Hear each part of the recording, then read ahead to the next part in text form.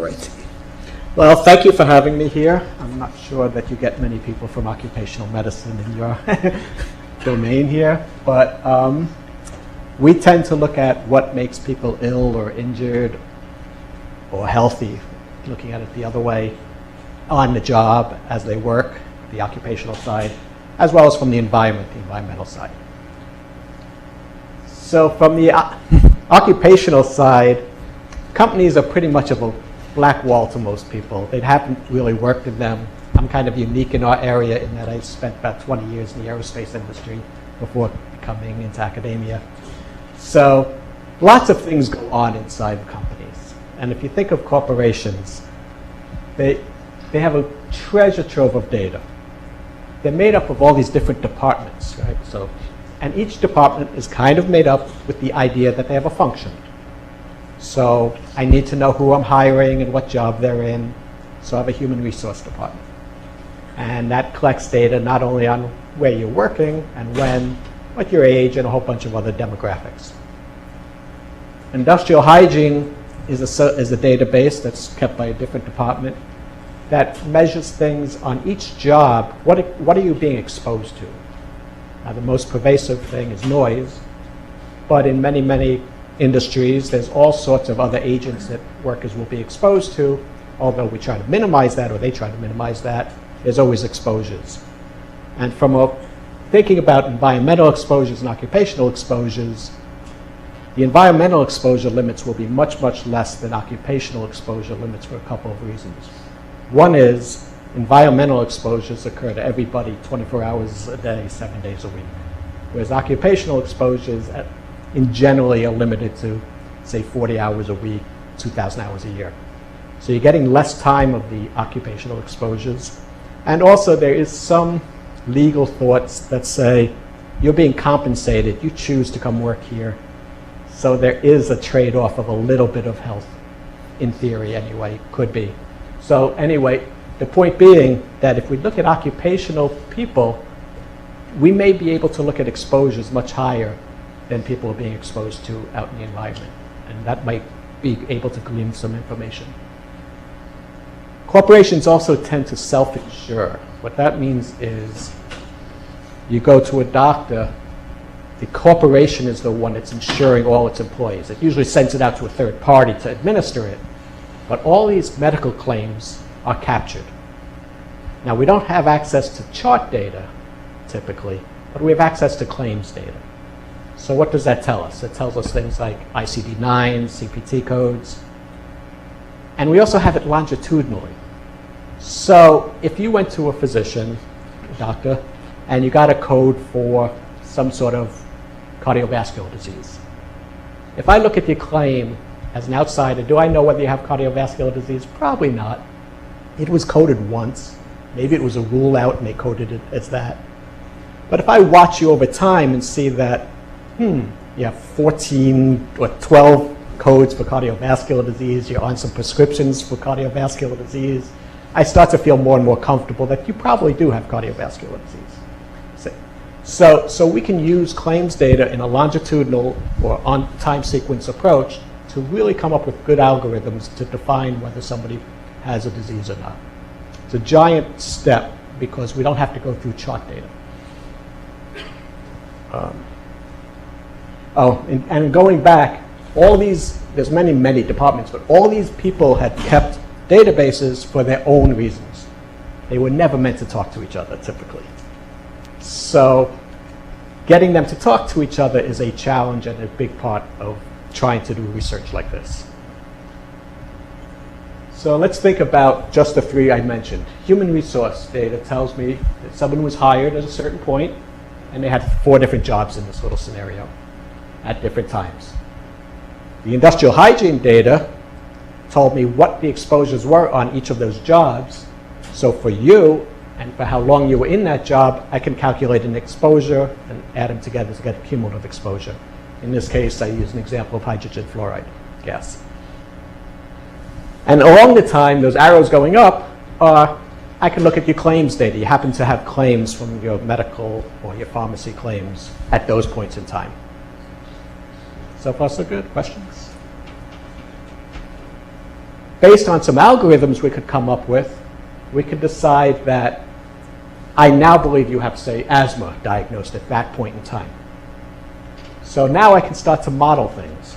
I can start to try to understand, in this case, does hydrogen fluoride have some predictive ability to saying more exposure to hydrogen fluoride increases your risk of asthma?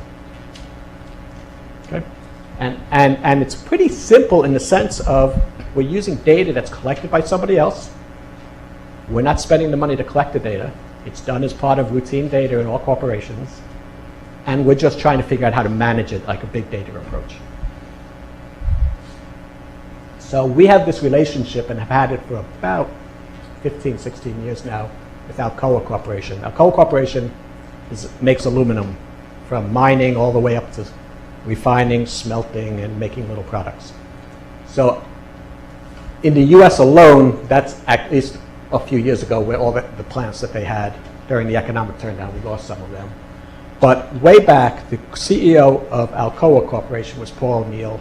If you know the name, he became Secretary of Treasury under George W. Bush for a couple of years. He had this idea that said, why don't I use Yale to act as our pseudo corporate director of health? And in doing so, they can help guide us on what we should do and shouldn't do to try to keep our employees healthy and injury-free. At the same time, we said, that's fine, we're willing to do that, but we want your data so we can make recommendations based on your population, which initially I believe he thought was medical claims and human resource and industrial hygiene, but you will see shortly that that got way expanded. And the goal, again, to keep their people healthy. Well, I said it got way expanded. Here's some of the data you can get from corporations if you have a willing partner. It's a big step. So we talked about going on the top, human resources. I know where people work. Over here, medical claims we talked about. Workers' compensation, well, when people get hurt on the job or injured on the job, there's a different bucket, but it's still captured in databases of what the injury was, what the medical problem was, when it occurred. They maintain something called an incident management system, tracks every one of their injuries, first aid or above. Now, OSHA only requires you to report things above first aid. They actually track first aid because they're trying to say, and I think it was the right idea, first aid is just luck of the draw, and you're going to have a lot more first aids before you have a bad injury, and so let's try and use all the data we can possibly get. Going around real fast, there's something about employee engagement. They give a survey to all their employees every year to try and understand whether they believe the company, that are they a part of this company or do they feel like an outsider? Is the company there for me or not? Some sort of engagement. We can do sometimes some psychosocial aspects, so we can actually look at the job demands. How often do you have to do a job quickly? How often do you have to do a job without any errors? High demand, both of those. There's also control questions. Can I make a decision when I do the job? And in a lot of jobs, those answers are yes, and many jobs, those answers are no. If the worst case, if you think of an assembly line, you don't have a chance to decide when you do a job. The assembly line goes by. Other jobs, you have a choice. Most of us have choices, and many times.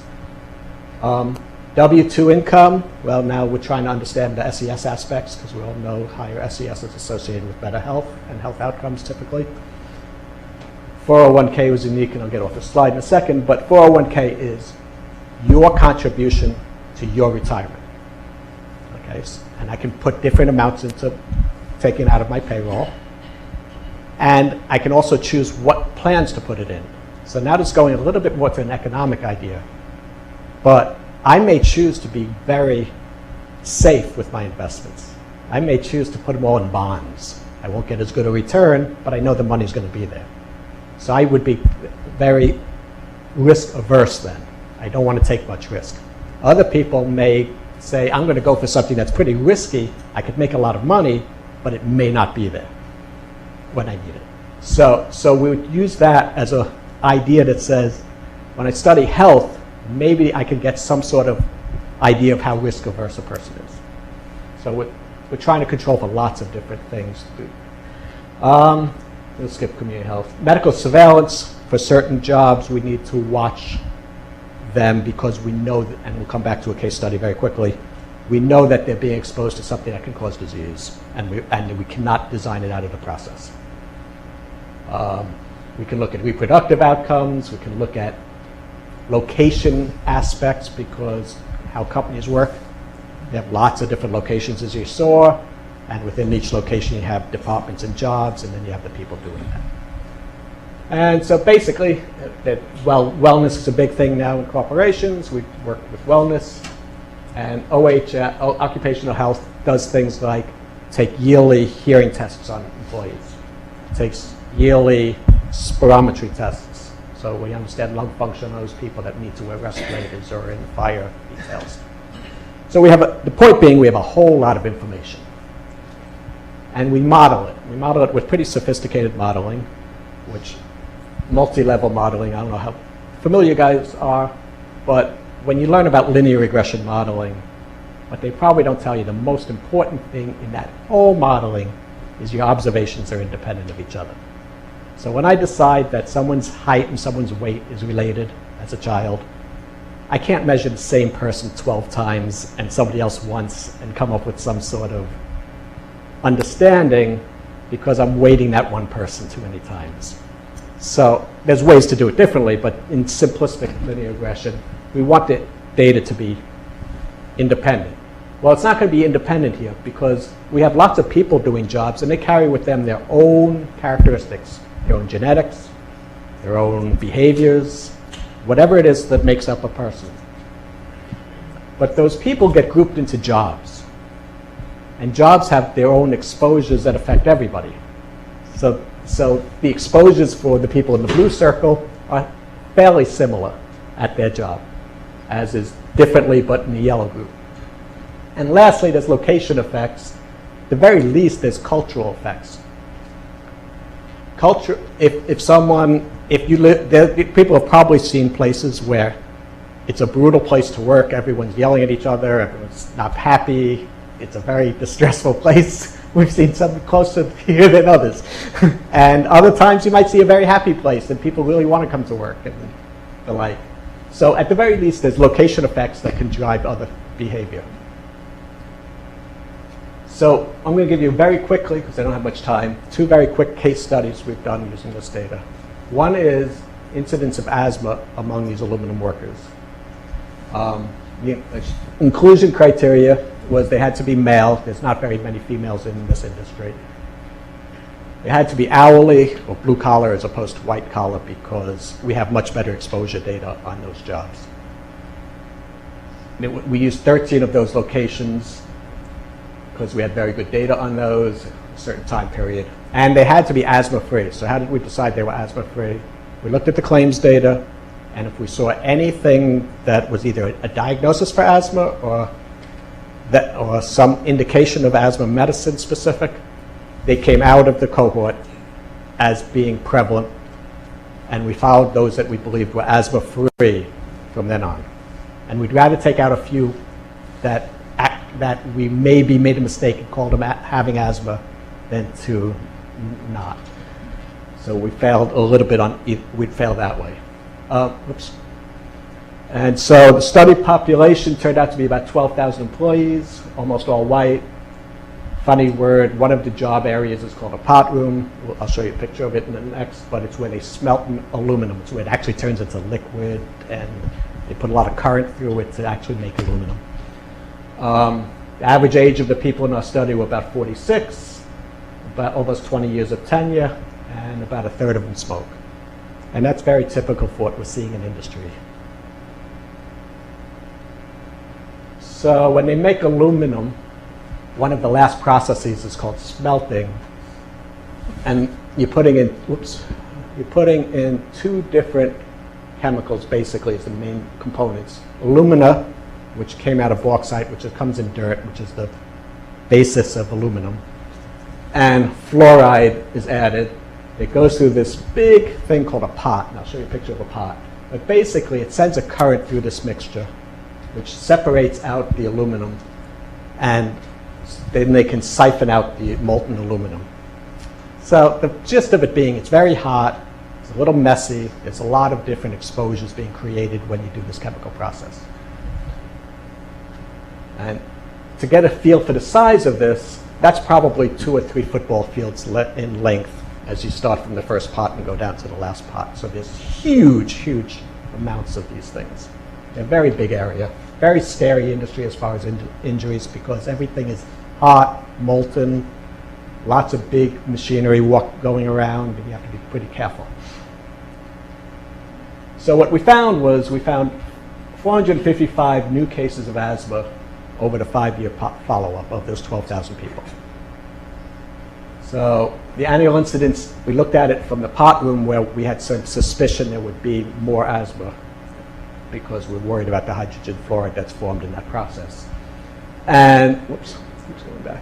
And so we found a little over 1% of incidence in the pot room and a little less in the non-pot room. Not a huge difference, but then we went into a multivariate analysis. But first we looked to see what exposures we were concerned about, and that industrial hygiene database that already existed shows that we cared about things like total fluorides, particulate fluorides, hydrogen fluoride, which is a gas, sulfur dioxide, some coal tar pitch, total dust, and some short-term exposures, which are 15-minute type peaks as opposed to all-day averages. But the point being, they collect a lot of data. You have thousands of samples of these in different jobs.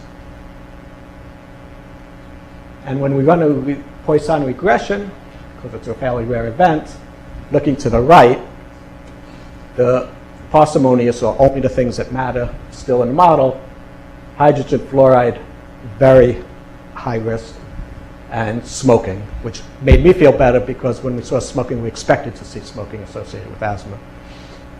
And yet we see this huge effect of hydrogen fluoride, which in retrospect makes a little bit of sense to me in that if you have an acid and hydrogen fluoride and you breathe in a little bit and it gets to your mucous membranes, it probably causes an irritant.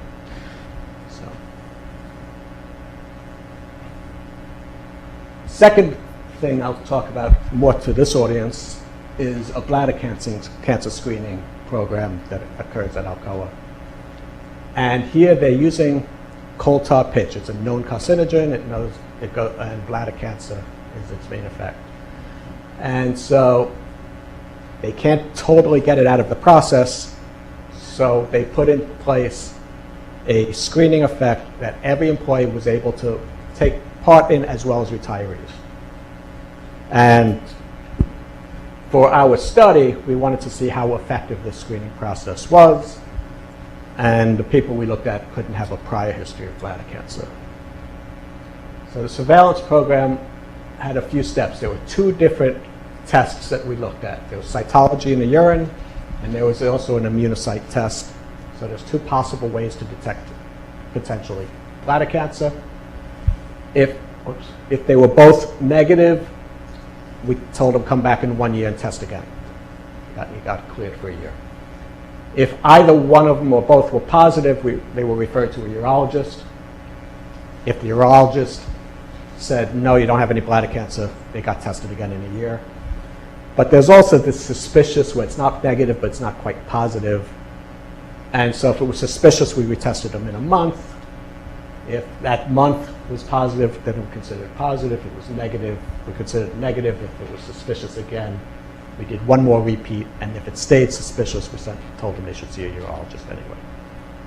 So that's the outline of the program. It was a 10-year period that we looked at the data. It covered almost 8,000 employees, almost all male, but that's the industry. About 50 years old at the time of the first surveillance, 25 years since they were hired, and it covered a few years. Most of them didn't repeat it all that often, unfortunately. And what we see for the patients that were ultimately deemed to not have bladder cancer, so these are ultimately deemed no cancer, you still had 30 people testing positive, or 30 tests that were positive in both tests out of 22,000 tests. Okay? Almost everyone was negative. And so if you look down to positives, 292, and you look over here to 75. So So there's 330 or 40 if you don't double the 30 that were positive at least once, had to go to the told to go to the urologist, go through all sorts of invasive testing probably to determine they were cancer-free, because probably was scoped and things like that, and found to be negative. So there's some risks with all that extra testing, because no test is free of a possible bad reaction or effect. On the other hand, we found a total of 16 people to have bladder cancer. There's almost 8,000 people over 50, if you remember. And it's over 10 years. Of those, the test did pick up 4 of them. It was positive in both. 4 of them were negative every time in both. Okay? So we're not sure how beneficial this screening program was. So if we look at sensitivity, specificity, and positive and negative predictive values, if you're negative, and I'd like to jump over to there, if you're negative, you were negative. But if you were positive, it doesn't have a very good predictive value, right? So, well, medical school here, what would you recommend to the company? Should or shouldn't they continue doing this testing? Costs money, you're putting it through thousands of people.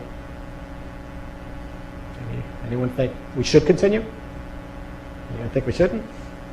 No ideas.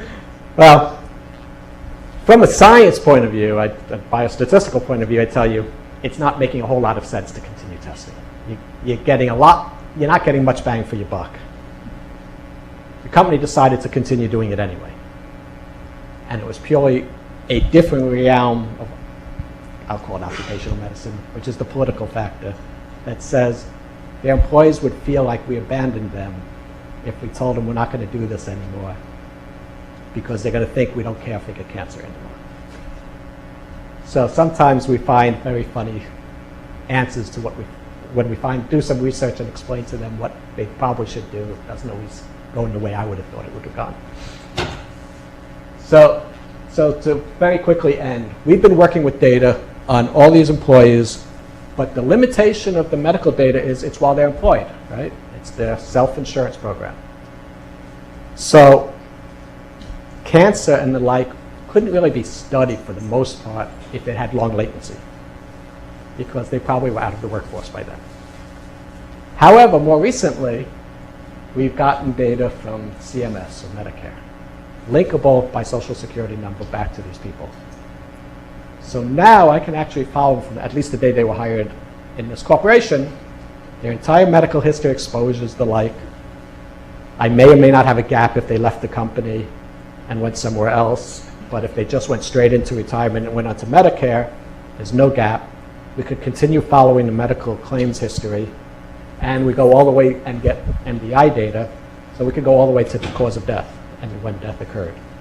So now we can link an entire, and these are hundreds of thousands of people, exposures throughout their lifespan of working, and now all the way till eventually when they die, and try to understand what are those agents that may affect and be predictive of cancer, even if it's just got a little bit of risk, because we have such a high end, so many hundreds of thousands of people we can watch. If I only had 20 or 30 or 50 people, maybe I can pick up an odds ratio of 5. But now I can probably pick up an odds ratio of 10% above background. So we're thinking it's a really good tool that can be used. And just wanted to share it with you all, because I think it's now finally coming to terms of things that have long latency. Questions? That's all I have. Thank you.